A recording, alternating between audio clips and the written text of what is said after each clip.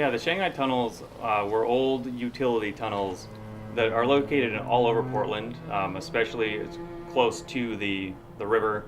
It used to be used to receive cargo from ships coming in and basically to get cargo to shops via their basements.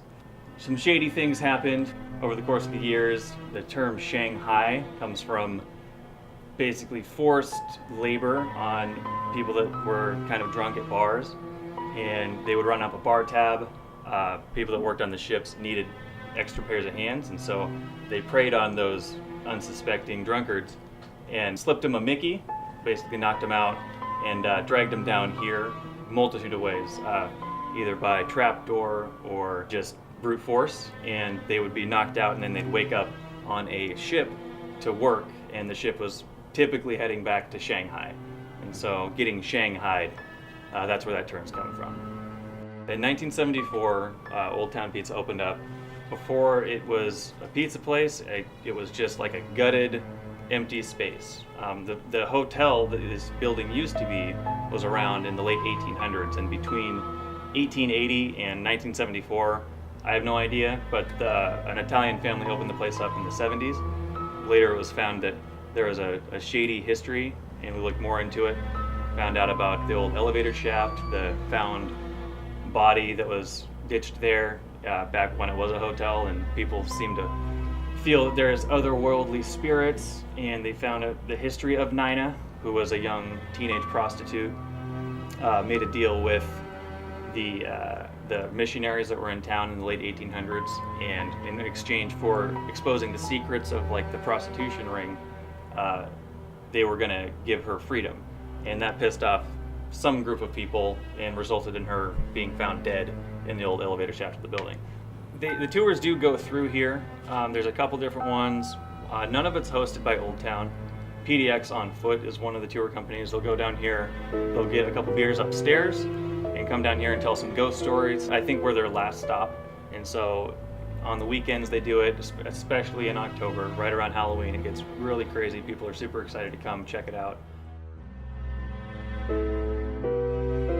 On the other side of this wall is an old mock-up of like what the opium den that existed down here would have looked like.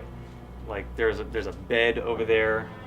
There's an old cigar store Indian on the other side of that wall. But yeah, it expands, but none of the tunnel areas are connected anymore. We can pretty much, from this point, via unlocking doors, could only get to basically what's underneath this building. The tunnel network had been broken down years ago. It's not something that happened recently, but there's no way to get like from this point to another point in the city. People will come in here and they'll, without even knowing that we have a haunted history, they will get a weird vibe. Several times I've heard like, is there a story to this place? Because I'm getting like chills, and then we'll tell them like, I knew it, that people will know it, that there's some kind of weird shady thing that's happened here. Some people really are sensitive to like ghosts.